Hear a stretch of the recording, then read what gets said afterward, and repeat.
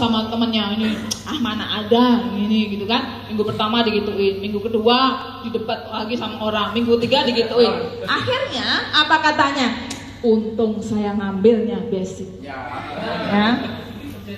Ya kan? Untung saya ngambilnya paket basic. Beda kalau ngambilnya 46,5 juta. Apa yang dipikirannya? Pokoknya aku harus belajar nih sama Bu ini. Aku harus belajar sama Pak Amir. Jangan sampai uangku 46,5 juta hilang. Beda nih mental, beda. Dia akan bergerak terus. Kenapa? Di otaknya nih sampai nggak bisa tidur, takut kehilangan 46,5 juta. Beda. Kalau yang basic ya untung dulu aku ngambilnya 1,5 juta. Gitu. Beda di mental beda. Itu yang pertama. Ya. Kemudian gimana caranya ya supaya kita bisa membantu mitra menjelaskan. Ini saya mau kasih tahu ya. Jadi Bapak Ibu, saya orang yang paling tidak berani membuka suatu tempat untuk seminar. Ataupun saya kalau punya mitra, saya harus benar-benar bisa membantu mitra saya. Makanya saya jarang buka suatu tempat. Saya pertama kali ke Makassar tanpa ada yang saya kenal sama sekali. Saya cuma terbang ke sini, minta petunjuk temannya di Kalimantan, orang Makassar. Nggak ada, saya cuma terbang ke sini, saya dicariin tempat untuk seminar, saya bagi asal tiket di pinggir jalan. Bayangkan, saya bukan orang Makassar. Ya, kenapa saya ke Makassar? Karena saya lihat waktu naik pesawat, Makassar ini kok lampunya banyak benar waktu naik pesawat. Ya enggak? Berarti kan penduduknya banyak, yang pakai BBM banyak. Beda waktu saya di Kalimantan, masih banyak hutannya daripada lampunya. Ya, makanya saya kesini, saya bagi tiket di pinggir jalan, Bapak Ibu. Mungkin waktu itu saya seminar jam 3, saya baginya pagi, ya, sampai mungkin lutut saya sakit gitu kan. Tapi saya dalam hati sambil jalan sambil berdoa, ya Allah, barangkali lutut ini saya sakit, mungkin saya insya Allah besar di Makassar. Ya, yang ada berapa? Nggak nyampe 10 orang pertama. Kedua pun waktu Pak Amir baru cuman berapa? Pak Amir bukan yang pertama loh. Pak Amir, sukses itu tidak berbanding lurus dengan waktu. Tapi ketika kita berani buka suatu tempat, kita harus pastikan bahwa tidak akan pernah berhenti. Pertama saya ke Makassar mungkin kurang lebih 1,5 tahun yang lalu ya. Sampai sekarang tidak pernah berhenti satu kali pun seminar di Makassar. Itu harus dipastikan. Iya. Ya. Makanya saya jarang buka suatu tempat. Kemarin waktu Idul Adha, menjelang Lebaran pun. Menjelang Lebaran Idul Adha, laporan. Bu, kita sudah rapat Bu. Ini peraih Mokes nih. Bu, kita sudah rapat, kita ambil keputusan besok Idul Adha kita libur. Apa kata saya? Enggak. Siapa yang suruh libur? Kata saya. Bapak Ibu libur nggak masalah, tapi kasihan orang yang baru bergabung kemarin. Dia lagi semangat mau menghadirkan. Ya Kak, dia baru bergabung keluar uang, dia mau jalankan bisnis ini, besoknya libur gimana? Gitu. Makanya saya Bapak Ibu mulai buka Bali. Bali dari pertama saya datang sampai sekarang tidak pernah berhenti. Besok seminar saya nggak ada.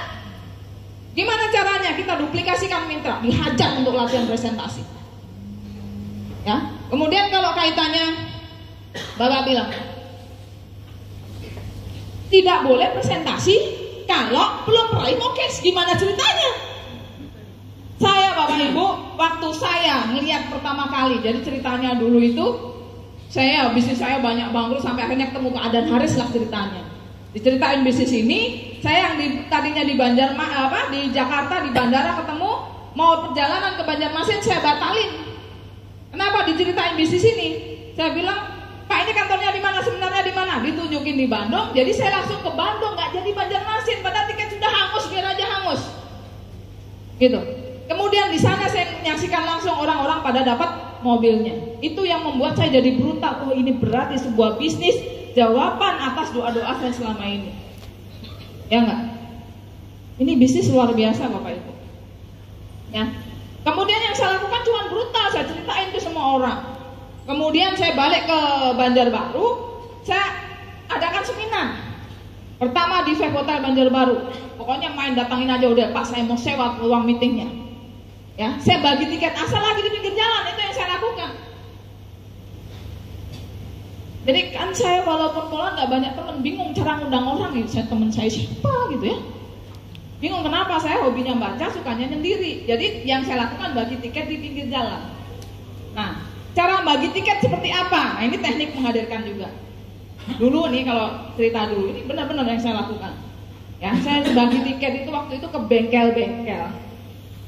Saya bilang, Pak, saya mau nganterin tiket titipan dari sarjana ITB.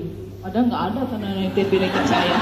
Nah, ini beneran loh, ini saya mengulang apa yang 2 tahun yang lalu. Terus ada bagi-bagi teknologi nano dari sarjana ITB. Padahal di bagian dekorasi motor sebiji aja. Ya nggak?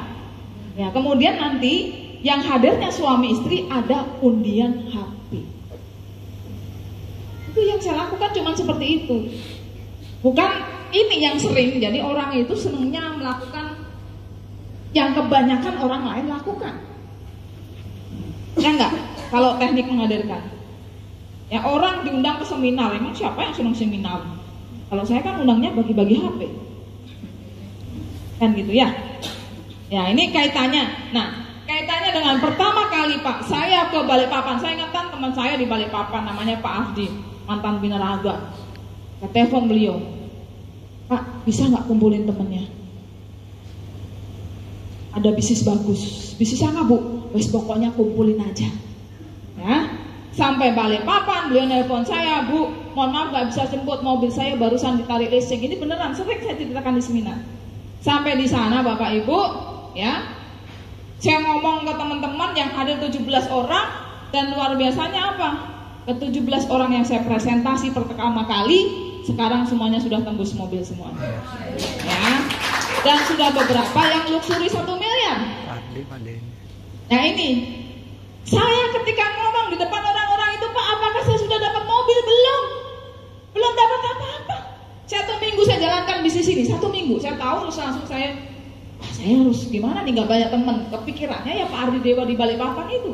Saya belum dapat apa-apa. Kalau dulu saya gak brutal seperti itu, gak mungkin sekarang dapat puluhan. Kalau semua orang bilang kalau sudah dapat mobil baru percaya diri, ya sampai kapan? Kan gitu, brutal saja.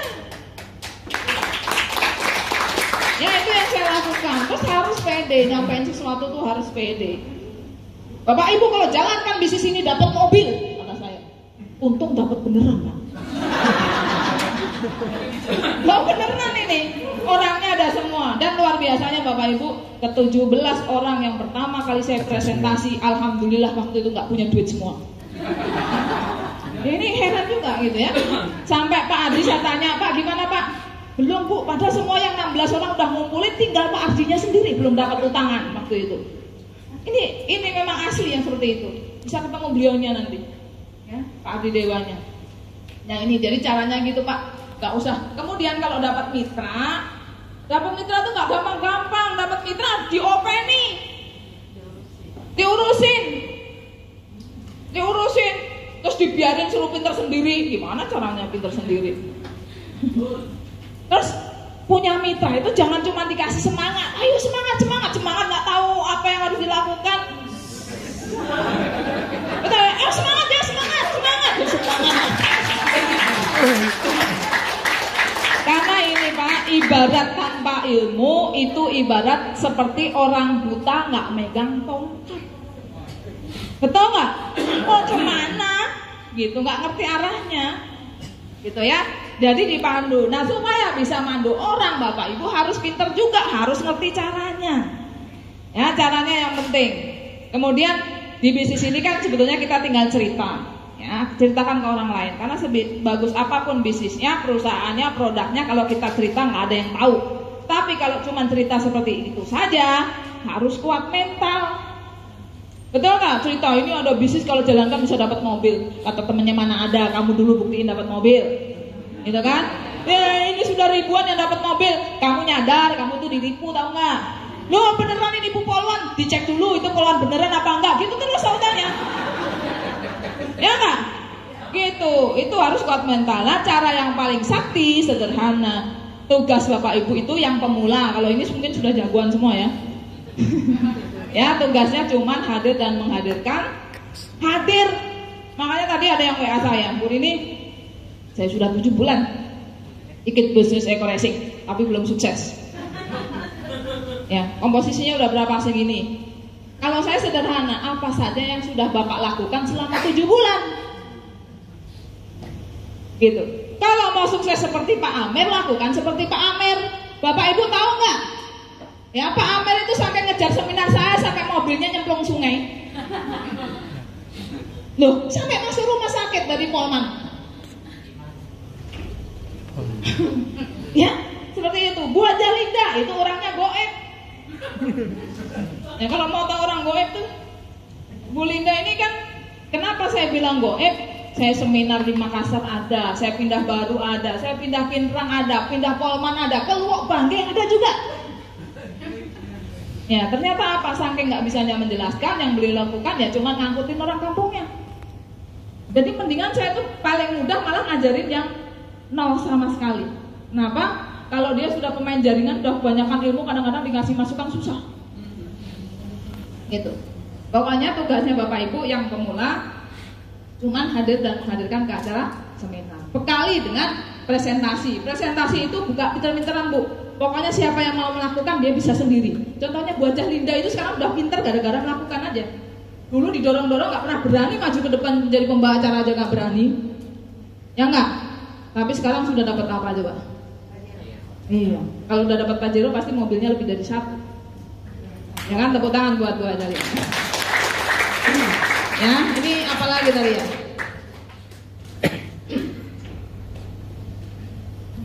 Nah, bagaimana kita menyamakan mindset bahwa kita berada di perusahaan yang luar biasa, ya? Kalau saya di bisnis ini, Bapak Ibu, kalau Bapak Ibu sudah lumayan lama di bisnis ini, kekuatannya adalah kekuatan membina tim, kerja tim. Bapak Ibu jangan kerja sendiri, pinter-pinteran sendiri, nggak akan sukses. Apakah saya pintar Bapak Ibu? Ya. Pintar. Ya, saya main laptop itu aslinya nggak juga, kan gitu ya. Cuman keahlian saya itu ngumpulin tim. Saya nggak bisa ini, berarti saya, ada siapa, ya kan? Makanya ada Mas Deko biar pintar ini. Makanya saya kalau ngomel-ngomel kan, ini, saya itu banyak kekurangan, tapi saya pintar merangkai tim. Ya nggak? Iya. Bapak Ibu, orang hebat itu harus hebat sendiri, ya. Makanya kalau ngomongin bisnis, saya bisa bikin gedung, saya bisa bikin jembatan, saya bisa bikin crusher bisa, saya bikin hotel bisa. Caranya gimana? Tinggal nyuruh orang yang bisa. Loh, bener loh Pak, bisnis saya tuh miliaran, ya kan? Saya bikin bisnis, bikin crusher bisa AMP 4,5 miliar. Ya kan, saya pernah dapat kontrak beberapa kali. Caranya gimana? Ya udah yang bisa 5,5 juta, 3,5 M ya, kamu 1 M-nya buat saya, kan gitu. Tinggal nyuruh orang yang bisa. Ya, jadi kita ini tidak harus bisa sendiri, tapi bisa menyatukan tim. Ya, karena kita harus menyadari kalau kita hebat-hebatan sendiri nggak akan bisa. Kekuatan di bisnis jaringan adalah kekuatan menduplikasikan ke bawah. Makanya saya kalau di rumah saya di Kalimantan, seminggu sekali pasti ada kumpul-kumpul untuk latihan presentasi. Dan yang mau pasti sukses. Pokoknya justru kadang-kadang yang nggak bisa itu yang rajin datang dan akhirnya dia sukses. Ya, ternyata Bapak Ibu walaupun dia sudah punya basic sebagai guru tuh belum tentu juga. Gitu, di bisnis ini belum tentu juga. Yang mampu ngikutin, tinggal ngikutin aja cara-cara orang yang sukses. Ya, kemudian, nah, gimana sih supaya tim kita solid dan tidak mati? Nah, itu yang penting. Caranya bikin mitra kita menggila. Gimana supaya mitra kita menggila? Bikin mitra kita selalu gajian. Gimana supaya mitranya selalu gajian? Kita harus ngadakan seminar rutin. Gimana caranya seminar rutin bisa jalan? Harus banyak yang hadir. Gimana caranya banyak yang hadir? Harus punya kemampuan mengundang. Ya, karena di bisnis ini sebetulnya yang cepat pertumbuhannya harus yang pasti dia yang punya kemampuan menghadirkan paling banyak. Karena tugasnya cuma menghadirkan. Contohnya, ya saya punya mitra namanya Habib Zulfadli Asegaf. Dia cuma ngumpulin 2 kali. Saya bantu presentasi tembus mobil. Cuma 2 kali ngumpulin. Iya, Habib. ya. Kemudian ada yang 10 hari, cuman dia kumpulin grab, pokoknya pinter ngumpulin, dia pinter. Tapi harus selain keterampilan mengundang, presentasi itu sendiri dan follow up-nya. Follow up ini penting. Ya tadi udah masuk materi follow up ya? Udah paham ya? Udah paham? Nah, follow up itu saat itu juga, nggak usah nunggu besok wassalam. Kalau orang mau priority langsung hari itu, nggak usah besok lagi. Ya banyak virus. Oke? Ya. Apalagi udah selesai belum? Ada satu terakhir tuh. Polri TNI. Oh, TNI Polri ya. Siap. Jadi kalau saya Bapak Ibu, saya ini jarang presentasi polisi TNI, itu jarang. Ya, karena gini. Kenapa awalnya? Karena kalau polisi, pertama alasan saya karena saya takut kalau polisi masuk grup saya ketahuan sering hilang 1 minggu. Mungkin dipikirnya orang kan, oh saya prospeknya cepat karena prospek polisi-polisi. Enggak, justru polisi-polisi itu terakhir-terakhir. Setelah melihat saya sukses, malah teman-teman saya polisi itu tahunya dari wilayah luar.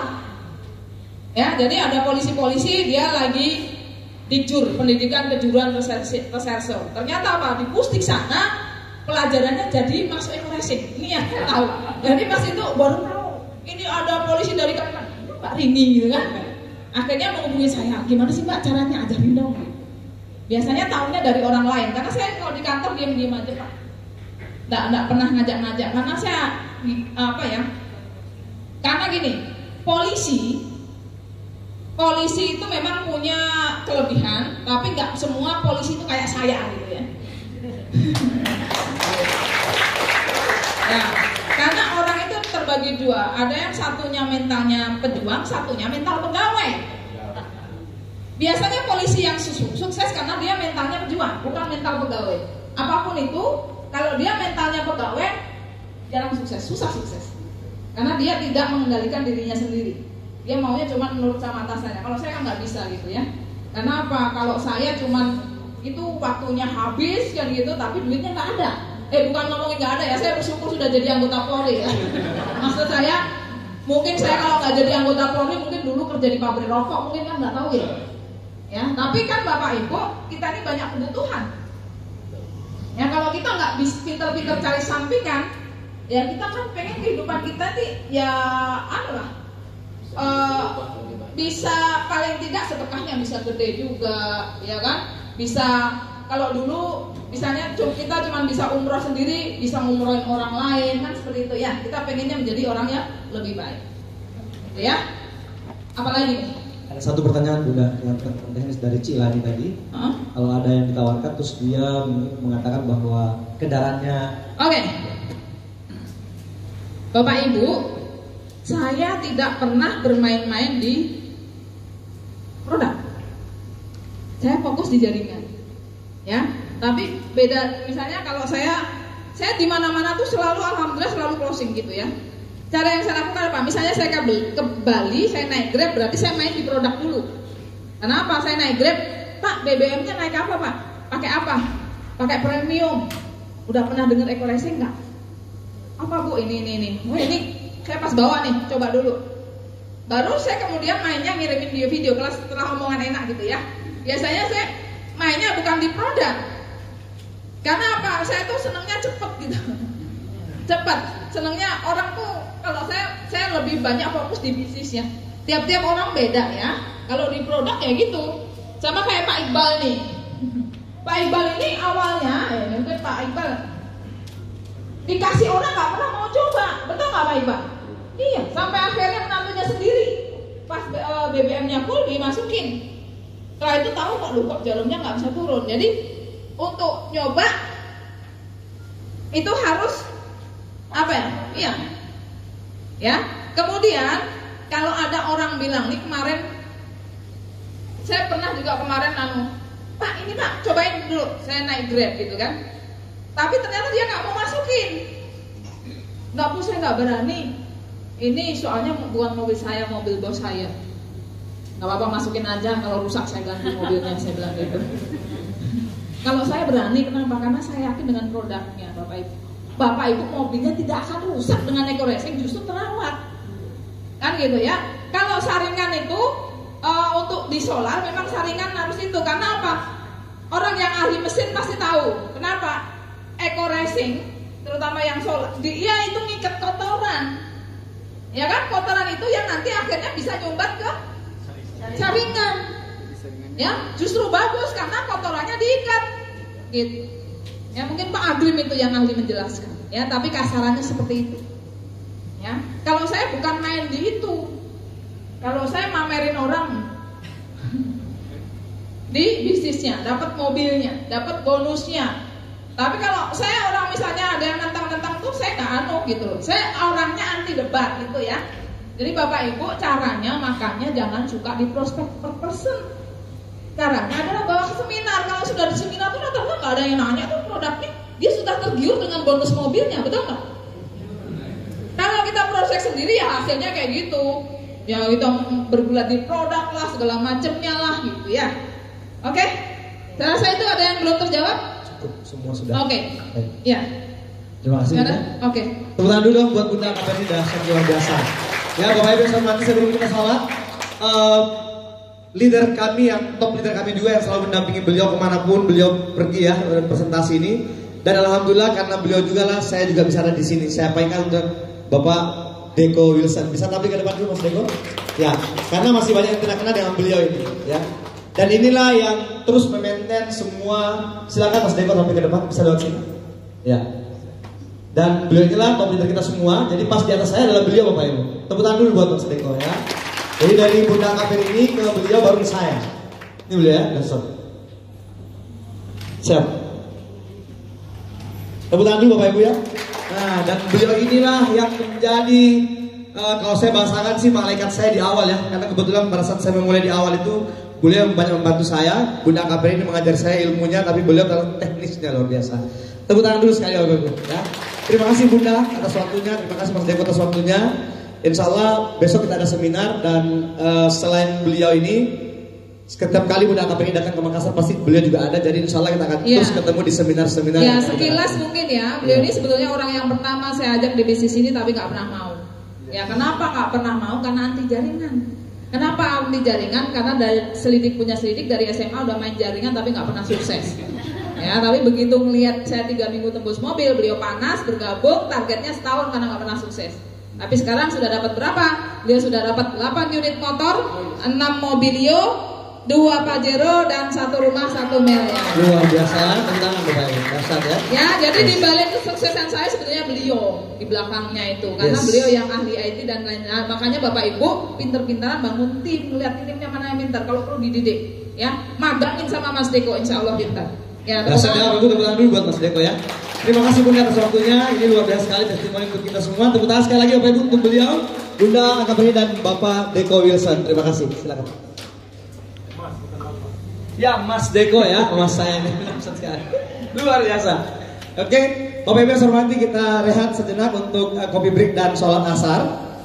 Ya saya juga. Bapak Ibu kita istirahat sejenak sholat asar dan kopi break di luar. Kita kembali ke ruangan 15 menit ya. Kita akan lanjutkan materi kita, sisa 2 materi lagi. 15 menit bisa kembali ke ruangan masing-masing. Terima kasih.